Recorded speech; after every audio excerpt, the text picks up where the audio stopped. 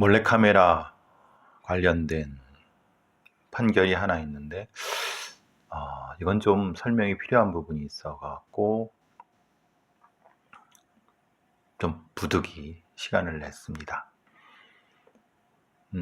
검찰이 GHB 물뽕이죠. 물뽕 사건을 증거 불충분 무혐의 처분을 해서 논란이 예상된다라고 하는 일요신문 기사가 있었습니다. 사건은 이제 그 남자친구가 피해 여성이 있는데 자신의 동의 없이 자신의 나체 사진을 찍은 것을 휴대전화에서 발견한 뒤 자신은 사실 성관계한 기억이 없는, 기억하지 못하는 성관계가 있었던 것은 맞는 것 같은데, 그리고 당연히 기억하지 않는 성관계니까, 기억하지 않는 성관계라는 건 강간을 얘기를 합니다. 그거 말을 어렵게 돌릴 필요 없어요. 그리고 당연히 그 성관계에 대한 동영상 촬영을 당연히 혹시 사후에라도 뭐 인정을 했거나 아니면 허락을 했으면 모르겠지만 그 부분은 아닌 형태예요. 그러니까 검찰도 경찰도 무혐의 처분을 내렸어요. 이게 이제 물뽕 같은 경우 GHB는 보통 이제 8시간 내에서 10시, 그러니까 물론 이제 하루 이틀 이렇게 흔적이 남지 않는다고 하지만 사라지는 거는 8시간 내지 10시간 대충 그럴 겁니다. 근데 이렇게 된 상태는 사실 물뽕에 의한 강간 사건은 처벌이 어렵지 않느냐, 이런 어떤 분석이나 이런 코멘트들이 있고, 이게 이제 비동의 강간 부분과 연결이 되는, 지금 민주당의 정책, 그 총선 정책에는 애들이 이제 소위 말하는 처음에 비동의 강간 부분에 대해서 공약으로 내놨다가 유야무야 없는 것으로 이 부분인데, 이건 같은 맥락에 연결이 됩니다. 2020년 7월 17일 1년 가까이 사귄 남자친구와 제주도 여행을 떠났는데, 그러니까 말하자면 피해자분의 생일을 기념한 여행이었었는데, 이건 A씨의 주장대로 와인을, 그 남자친구가 따라준 와인을 먹었는데 의식을 잃었다. 근데 이제 피곤하려니 생각해서 별거 아니라고 생각했는데, 그러니까 사실은 성관계에 대한 기억이 없었겠죠. 한 보름이 지나서 7월 말일쯤에 카페에서 그 남자친구랑 데이트하던 도중에 우연히 남자친구 휴대전화를 보게 된 거죠. 거기에 잠금 패턴이나 이런 것이 있다 하더라도 이제 풀어놨을 수 있으니까 거기에 사진을 보다 보니까 몰카 그 부분. 그래서 이제 경찰에 그걸 신고했다고 해요. 근데 이제 이 피해자는 처음에 신고할 때는 단순히 그냥 몰카인 줄 알았는데, 그 남자친구도 경찰에서 그 진술을 하는 과정에서 단지 사진 몇 장인 줄 알았는데, 그 포렌식을 해 보니까 아마 이게 경찰이 포렌식을 한 것 같아요. 그건 정당한 영장에 의해서 아니면은 절차를 밟고 한 거겠죠. 근데 본인의 아버지, 피해자분의 아버지가 포렌식 결과를 받고 충격에 빠졌다. 왜냐하면 성관계 동영상, 정확히 말하면 만약에 이 피해자분의 말이 맞다면 강간 당하는 동영상입니다. 성착취 동영상인 거죠. 날짜가 찍혀 있으니까 제주도 여행 당시 2분 30초씩 5개가 촬영된 동의 없이 명백한 몰카, 성착취물이 정확히 말하면. 그러면 그 당시에 카드 사용 내역이라 보면은 술을 얼마나 구입했는지 알 수 있을 거란 말이에요. 맥주 740ml 한 병이죠, 한 병. 그리고 맥주 330ml 한 병, 와인 한 병, 탄산음료 2개. 카드로 확인하면 금방 알 수 있죠. 그러니까 그거 먹고 뭐 취한다는 거 아니 뭐 뚝 필름이 끊기는 말이 안 되는 거고. 그러니까 그래서 이 피해자분은 물뽕을 의심했죠. 그냥 그거로 맞고 이렇게 의식이 딱 끊어지긴 어려우니까. 왜 그러냐면 그 남자친구가 이전에도 대마나 마약을 하자고 얘기를 제안한 적이 있었다고 하니까. 또한 그 동영상에는 아니 그 사진 뭐 동영상에 일배 손가락으로 이렇게 하는 일배 표시가 있잖아요. 그것도 있었대요. 그러니까 이 남자친구 놈이 사실은 그런 형태를 찍는. 그러면 이제 이걸 거꾸로 생각해야죠. 사실 뭐 아시다시피 그 국단에서 선택을 자살로 이제 종결이 됐던 구하라 씨 사건 같은 걸 보면 실제로 뭐 저간의 여러 상황은 모르겠지만은 제가 의심하는 것은 그 소위 이제 사귀었다고 하는 어떤 남자라고 하는 놈이 사실은 구하라의 성착취물로 인한 동영상을 찍기 위해서 마치 사귄 것처럼 했을 수 있다. 그러니까 사실은 그런 방식의 일종의 교제 시도를 이제 많은 여성분들이나 아니면 젊은 남성분들, 젊은 여성분들 이런 분들이 이게 실제로 그런지 아닌지 잘 모른다. 그런데 그렇게 이제 소위 성착취물을 찍을 목적을 가지고 소위 이제 접근을 해서 환심을 산 후에 몇 달, 한두 달, 뭐 빠르면 한두 달, 뭐 늦으면은 뭐 1년 넘어가는 경우도 종종 있지만 1년까지 사귀었다고 하는 거는 사실은 좀 이거는 여러 가지 판단의 요소가 있겠죠. 그러니까 사실은 이거는 부부 사이에도 강간이 성립되듯이 사귀는 사이에도 이거는 사실은 성범죄는 성립이 하는 겁니다. 근데 문제는 현실적으로 이런 형태의 이 사귀는 사이 혹은 뭐 부부 사이 이런 사이에서 강간이 현실적으로 입증하는 건 또 다른 문제입니다. 그러니까 이제 많은 분들이 그런 얘기를 하죠. 특히 뭐 한동훈이나 이런 사람들이 비동의 강간이라고 하면은 그럼 성관계 할 때보다 다 동의를 받아야 되느냐? 맞습니다. 동의를 받아야 되는 거 맞습니다. 그거는 문제가 아니에요. 당연히 사귄다고 하고 부부 사이라고 해서 아무런 어떤 그 동의 없이 성관계 강제로 성공해도 그건 뭐 당연히 강간이죠. 근데 만약에 이런 거죠. 지금은 성관계에 동의를 해놓고 나중에 동의를 안 했다고 우기면은 그건 어떻게 하냐? 그걸 어떻게 입증하느냐? 이게 지금 이 사건 같은 거죠. 사실 이 남자친구라는 사람은 이렇게 얘기할 수 있죠. 아니, 네가 술 먹고 성관계 하자고 해서 한 거고 너는 정신을 잃고 그랬다고 하고 그리고 너는 뭐 기억이 안 난다고 하지만 성관계 하자고 해서 했고 그걸 찍자고 해서 찍은 것 뿐이다. 내가 뭐 잘못했냐라고 이 남자친구 분명히 얘기를 할 겁니다.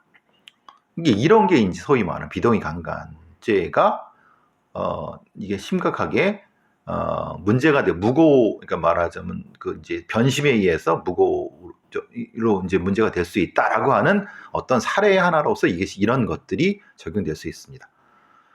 물론 여기에서 이제 이 피해자분은 물뽕을 의심하지만 아무런 어떤 증거는 없어요. 그러니까 이제 물적 증거는 없어요. 그런데 다만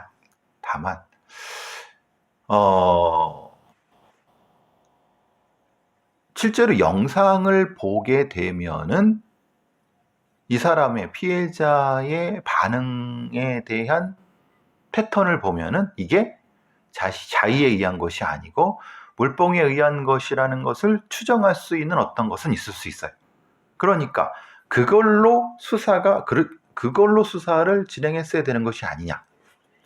그러니까 이 피해자 A 씨는 사실 정신과 치료까지 받아야 할 정도고 사실 경찰청은 2019년도 8월에 성폭력 근절 업무 매뉴얼을 개정하면서 GHB를 특정해서 약물을 이용한 성범죄가 발생했을 경우 어떤 약물이 쓰였는지 우선 파악하고 약물 투여 행위를 폭행으로 판단해 약물을 이용한 성범죄를 준강간이 아닌 강간 혐의를 적용해 수사하라.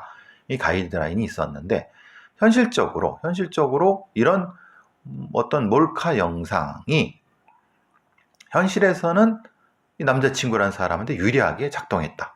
유리하게 작동했다기보다는 이 과정이 그런 거예요.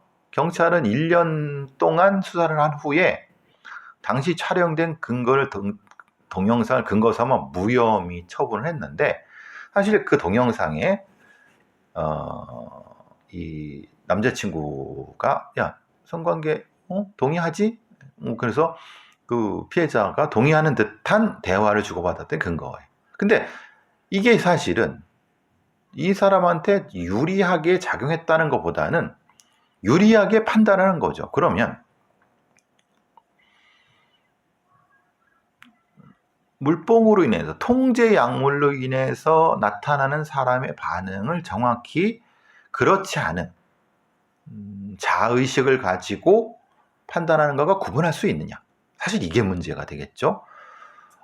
의도를 평가할 수는 없으니까 의도를 지금 사실 이 부분에서 평가하기 쉽지 않기 때문에 검찰도 역시 이 재수사를 검찰의 사건 접수해서 근데 무혐의 처리한 거예요.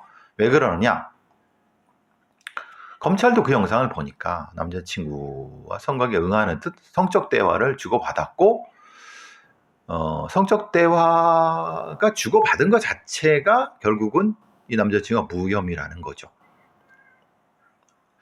그런데 뭐 당연히 그리고 이제 그 경찰도 뭐 남자친구의 모발을 통해서 약물 검사를 해봤지만 앞서 말씀드린 것처럼 이미 물뽕이라면 다 사라져 버린 거고 남자친구 약물 가능성을 배제한 거고.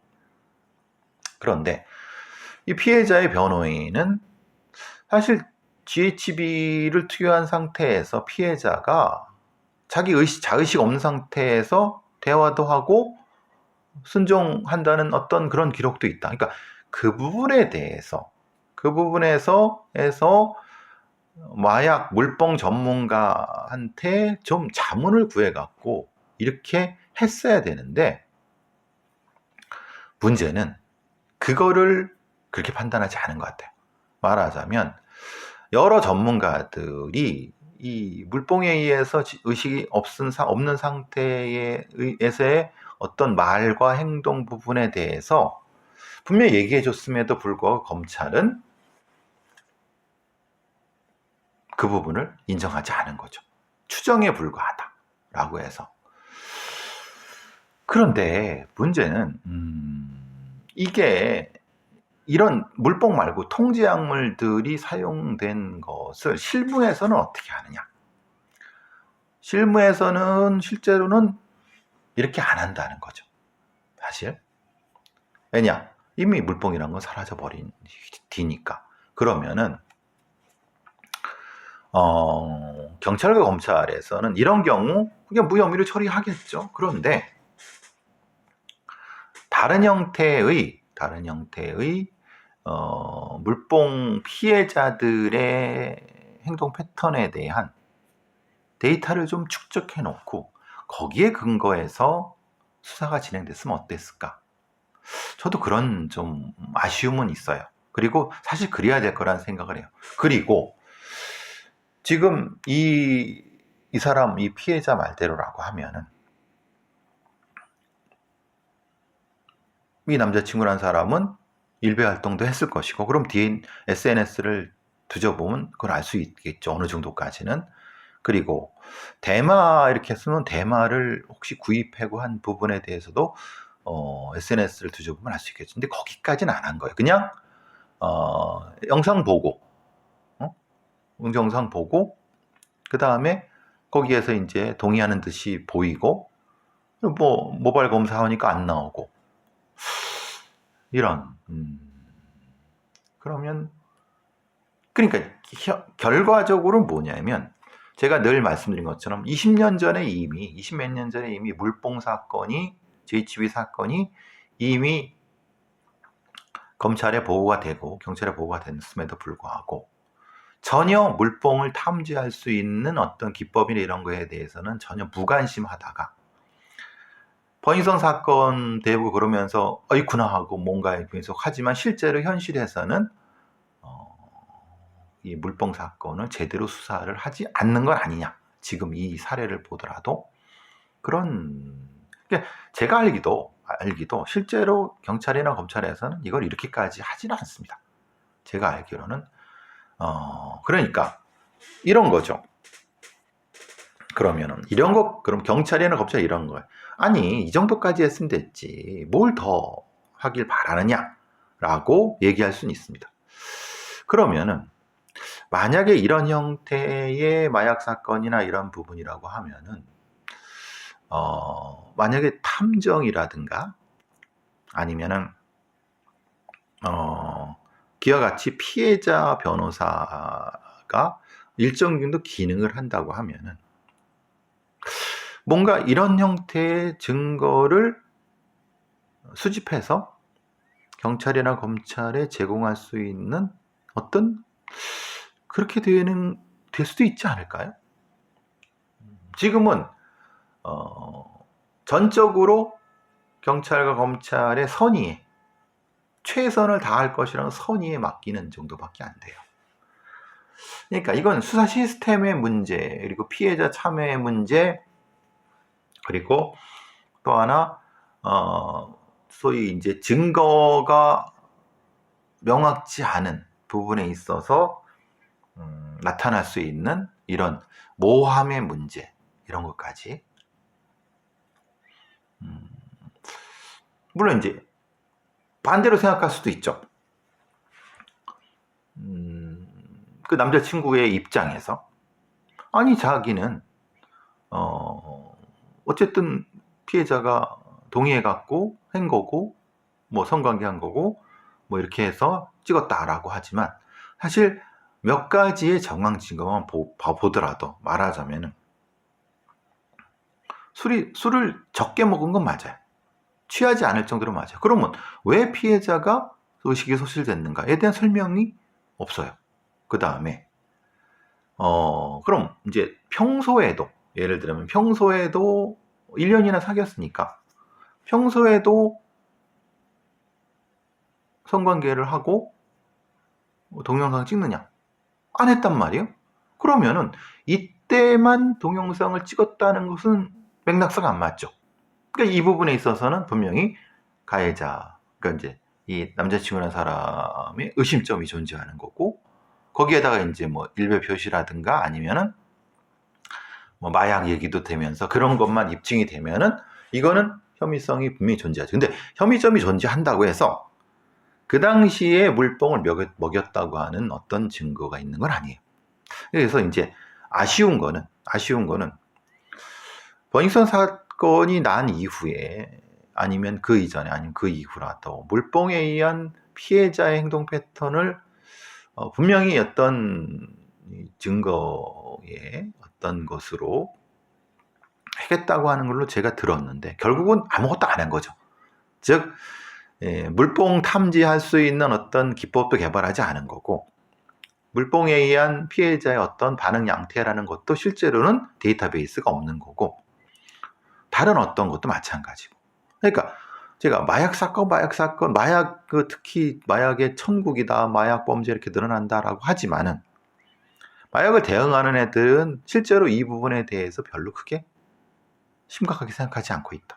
결국은 만약에 마약관리청 혹은 마약수사청이 만들어졌다고 하면은 이 통제약물 관련된 부분에서 분명히 다른 대안이 나왔겠죠. 그리고 이런 형태의 범죄자 혹시 그러면 이 남자친구라는 하는 놈은 이게 처음이었을까요? 아닐걸요. 이전에도 전력이 있었을걸요. 그러면은 당연히 이전에 이런 전력이 있는지 분명히 추적할 수 있고 몇 가지 측면에서 사실은 아쉬움이 존재하죠. 그리고 이런 정도의 만약에 이 청착침물을 찍었다고 하면 이전에도 이것을 유통시켰을 수 있어요. 그리고 이전에도 이런 형태의 사귀자고 하고 이 성착침을 찍으려고 시도했을 수 있어요. 이런 형태의 수사가 충분히 가능할 텐데 결국은 마약범죄와 성범죄가 붙었을 때 성범죄를 중심으로 볼 것이냐 마약범죄를 중심으로 볼 것이냐. 사실 이 경찰이나 검찰은 실제로는 마약범죄를 중심으로 본 거 아니에요. 마약은 아무런 증거가 없으니까. 눈에 보이는. 그러니까 실제로는 1년이나 붙잡고 2년이나 붙잡고 했지만 사실은 얘네들은 뭐 소위 말하는 붙잡고 있었지만 실제로 한 건 없습니다. 제가 보기에는 뭐 이걸 가지고 뭐 영상을 분석한다든가 그런 거 한 거 제가 보기엔 없습니다. 그냥 피해자가 반발을 하니까 조금 시간 끌다가 이제 이렇게 무혐의 처리한 거죠. 지칠 때까지 떨어뜨리는 거죠. 아주 전형적인 어떤 수단이죠. 여기에다가 연결되는 건 비동의 강간죄 부분입니다. 많은 분들이 그런 얘기를 해요. 비동의 강간죄는 결국은 피해자가 피소당한 사람이 자신이 무관하다는 걸 입증해야 되는 거 아니냐라고 얘기를 할 겁니다. 그런데 물론 이 부분은 그럴 수도 있습니다. 그렇게 이렇게 이제 악용될 가능성도 있습니다.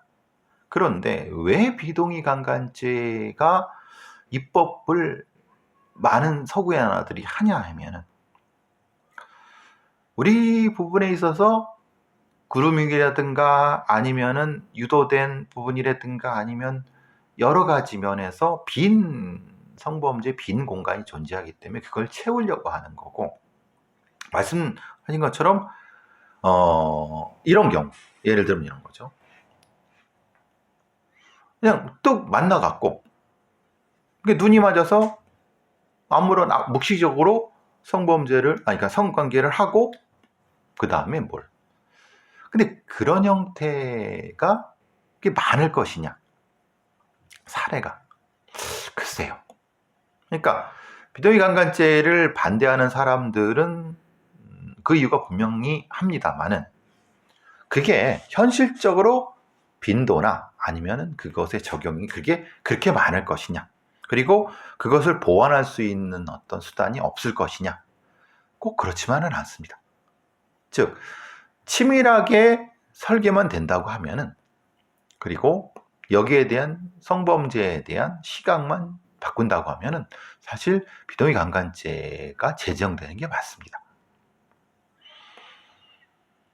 근데 기존의 시스템에서는 불편하죠. 어쨌든 그것과 관련돼 갖고 어쨌든 통지약물 관련돼서 여러 가지 같이 얘기를 좀 해봤습니다. 뭐 우려되는 부분도 있고 걱정되는 부분도 있고 아니면 또 다른 어떤 맥락도 있지만은 요 얘기는 다른 어떤 뭐 범죄 추적과 같이 좀 더 얘기를 해보도록 하겠습니다.